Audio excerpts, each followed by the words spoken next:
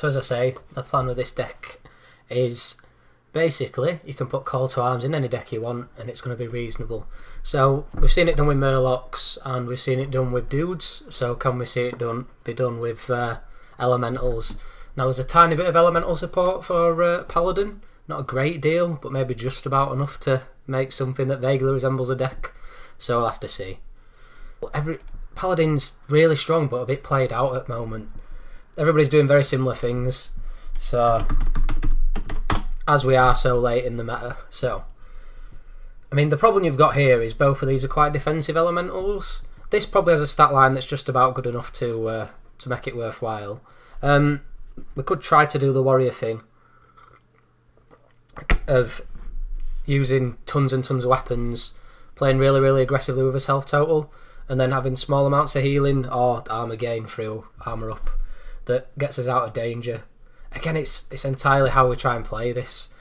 In terms of curving out, I'm debating, do we go down a hand buffy route as one option? Obviously we want Call to Arms in there. So the scope to maybe go hand buffy, the scope to maybe go a few different ways. I mean, we'll go with the strong elementally cards. Again, there's the thing with Call to Arms where Firefly's not great, but I think Firefly's upside as a card's probably enough. Wax Elemental's an interesting proposition. I don't know how good it is. Certainly not as good as the 1/1 Taunt Divine Shield. You've also got the issue as well that within Paladin you have got the opportunity to buff. So either through your 3/2 weapon on free, buff these into relevance, or just with various buffs throughout your deck, as I say. And if you can buff this up, this becomes a really strong card, but I don't think we can sort of hang around until we do get the buffs. So I'm going to run the Igneouses. Tark Reaper, that seems a touch excessive. Because we are running 3/3s, we can probably go with Tolvir Stone Shaper. Servant of Kalamos is a big reason to play this deck. Do we ever play Fireplume's Phoenix for the Servant of Kalamos synergy? We're going to start a little bit over the top in terms of elementals and then work backwards. Realistically, this might be, as I say, a little bit excessive. Blaze Caller a great card for us because it gives us a little bit of reach potential over the top, which Paladin massively struggles with. So there's definitely positives there as well. So yeah, it ultimately then comes down to how we fill the rest of the curve. Now, you could do the big spell thing and get Spiteful Summoner in the mix. Hang on, let me change my title.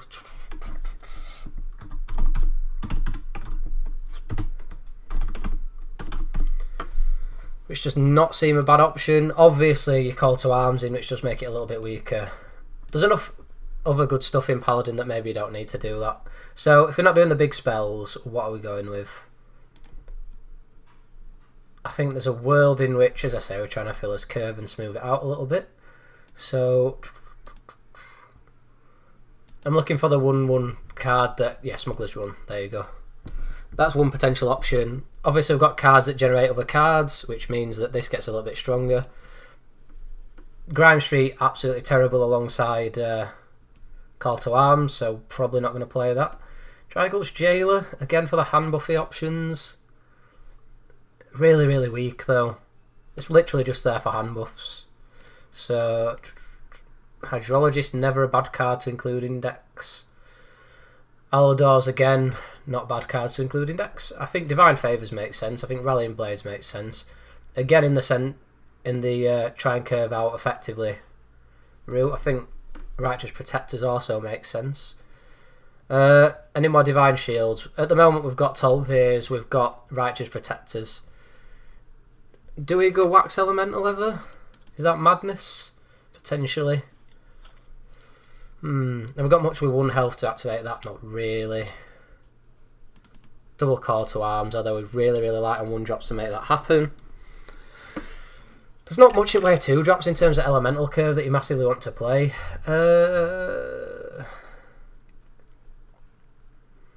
Again, is there anything else worth including? Grime Street is a potential option. Not got. So in terms of 1-drops, got 4. Possibly Keleseth as a starting point. Because there's not really a 2-drop that jumps out, and there's not really 2-drop elementals that make sense. Leroy's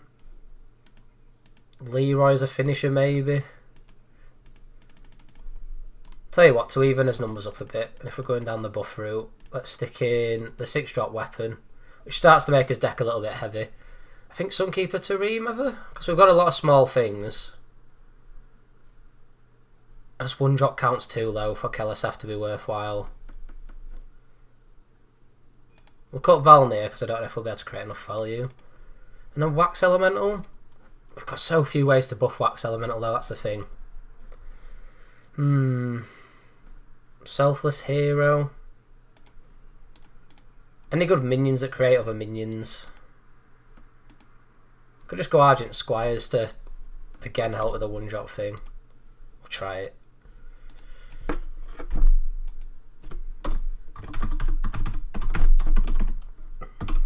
Again, the power of Call to Arms gets you a lot of the way towards this being half a deck.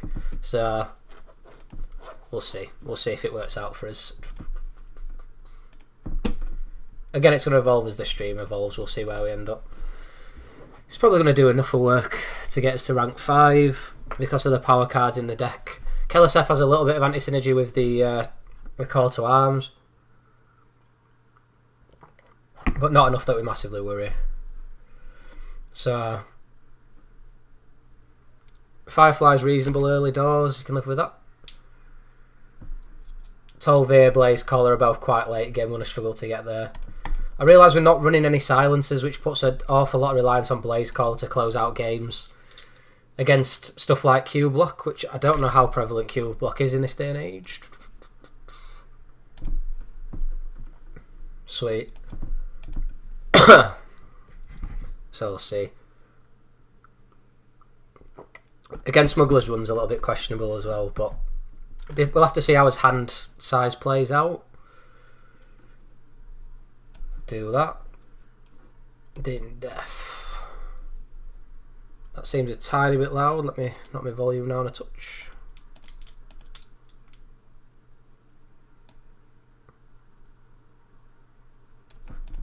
So that's actually incredible. That's probably the only card in our deck that actually beats him there. That's the curve we're looking for. It does make this a little bit awkward next turn, but it's not the end of the world by any means. And again, this is just a stat line. Like, it's not impressive, it's not crazy good, but it's big enough. We can put a Taunt in way, which is happy days. He pings it, pops as Divine Shield, but there's not an awful lot we can do about that. He might end up pinging his minion instead. Either way, our minion loses its Divine Shield very, very cheaply, which is unfortunate. I'd be tempted not to attack, on the basis that it probably gets him another proc of this guy. So we'll do that and Hero Power, because we know he's going to have board clears at some point soon. Hopefully, when he goes to Dragon's Fury, he gets a Dragon's Fury for a low spell, and then we're laughing. That way this guy might ride it out. If I had any spare... Right, we'll see what happens. If I had any spare attack, I'd have killed off that minion, but I didn't, so I couldn't. Happy with that. Would not be surprised to see further removal next turn. Rag Light Lord. How does this deck win games? Through burning you down eventually, so we'll apply as much pressure as we can. If by any miracle it doesn't kill all this stuff off, we've probably got the 5 damage we need to win the game.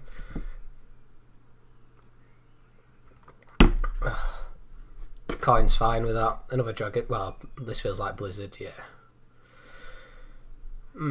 Now there's reasonable scope to kill this off, on the basis that it could cause us an awful lot of problems if we let it live, basically.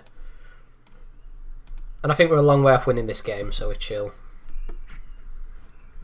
Again, the issue we've got is eventually he's going to outvalue us with the Death Knight. Hey up, Ben. We'll just have to see. We really need to be winning game before that is the point I'm trying to make. So, just about got enough Call to Arms minions left. I think we're already in the place to start attacking face. Any point playing another minion? We've got 2 Smuggler's Runs left in his deck, so probably not. Divine Shields are his best friend as well, because they make his board clears a little bit awkward. And all of his board clears are generally damage based. You've got Blizzard, you've got Flame Strike, you've got Dragon's Fury, all doing the same thing in terms of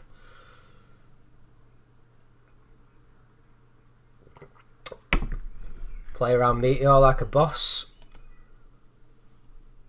There's your Smuggler's Run. Realistically, it's not going to get much out of range, but at least make things a little bit awkward. No scope to pick what we proc him on.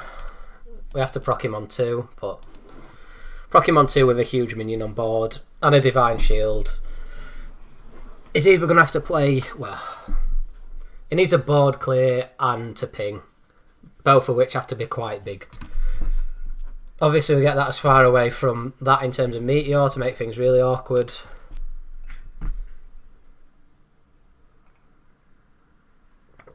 Smashed it. Sometimes big bodies are just good.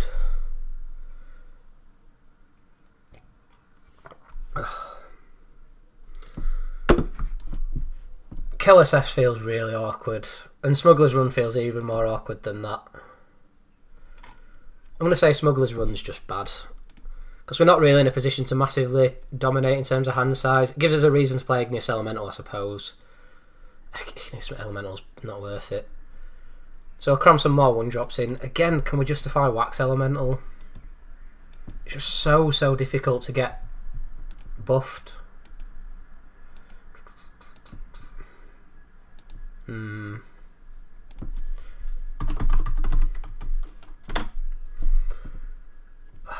If we get it KLSF, we're laughing.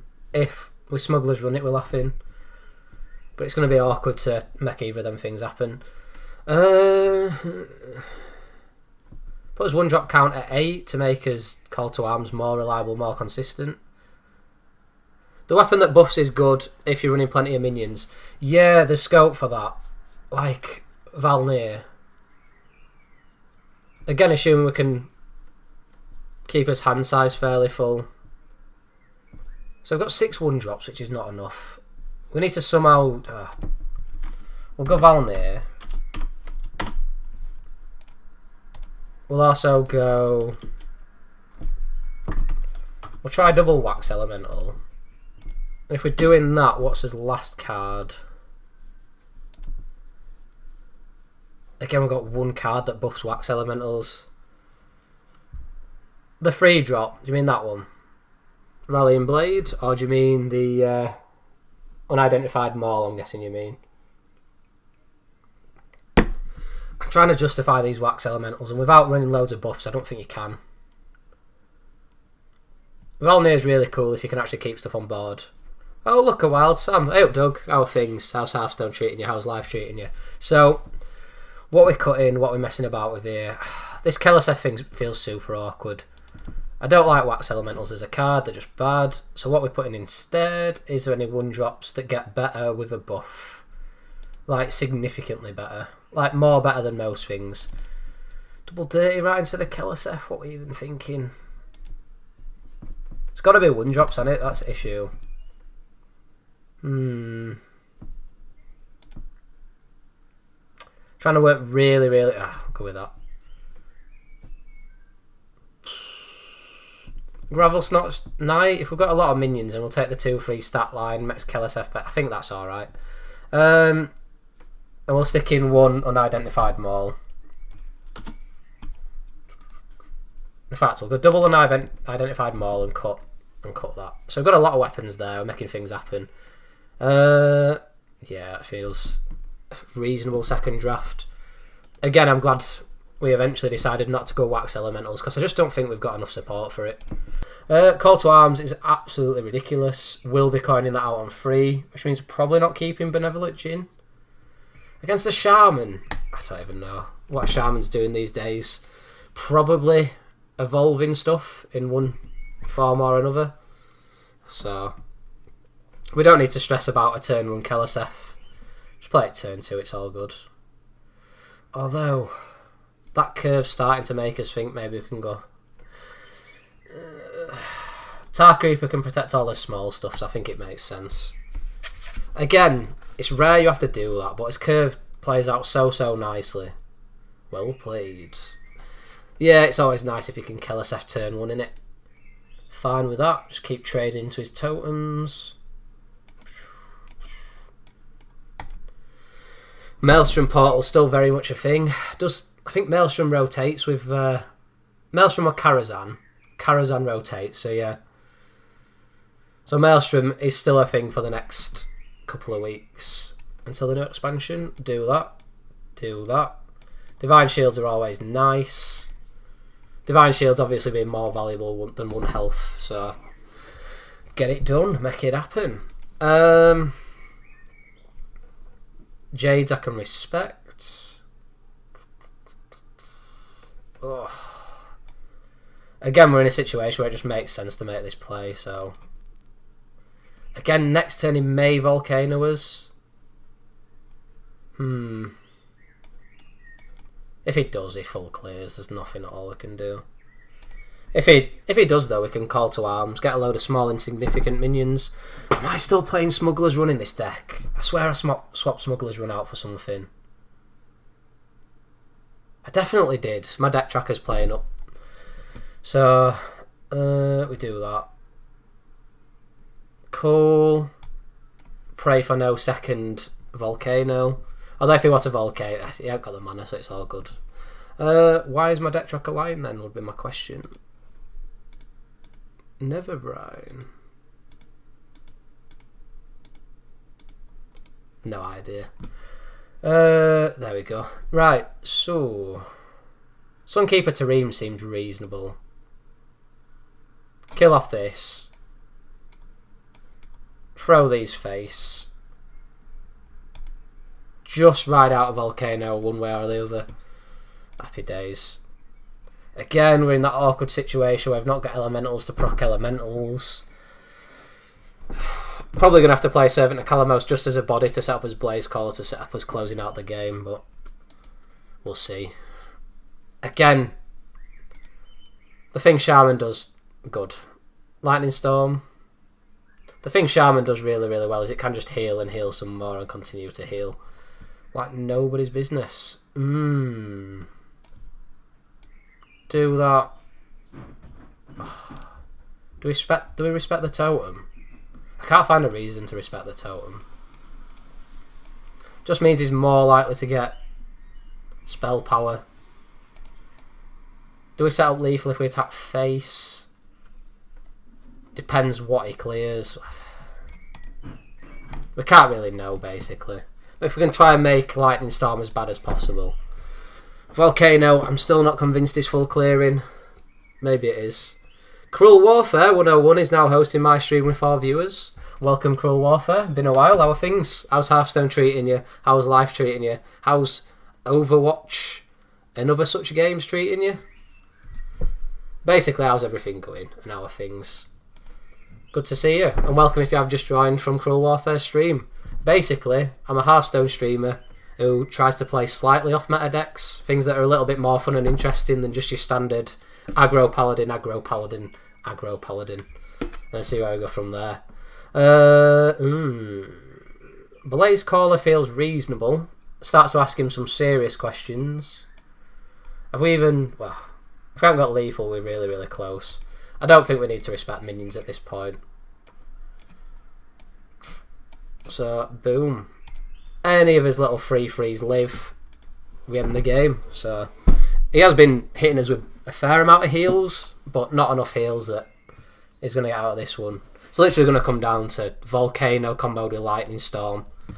So, lol, wife has been sick, had to go to the hospital, haven't been on Hearthstone lately, been waiting to play till the meta shifts. Seriously sick of most of it. Yeah, I think that's pretty standard position at the moment. I hope everything's alright with your wife, by the way. So, nothing too serious. But yeah, we're in that funny old position where as soon as they announce a new expansion, everybody goes, "Ooh, I actually thought are okay, but now I'm a little bit bored.